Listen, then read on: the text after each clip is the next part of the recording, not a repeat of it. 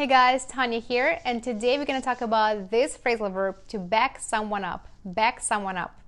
Remember, phrasal verbs can have multiple meanings, and I recommend focusing on no more than 2 meanings at a time. Otherwise, it gets too confusing. So today I'm going to give you 2 meanings of this phrasal verb to back someone up. The first meaning is to support or help someone. For example, my family has always been there for me. They backed me up when I was going through a really hard time in the past. No matter what happens, I'll always back up my husband.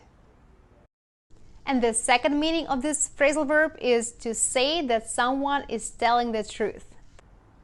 For example, I promise you that's exactly what happened. If you don't trust me, ask James then. He can back me up.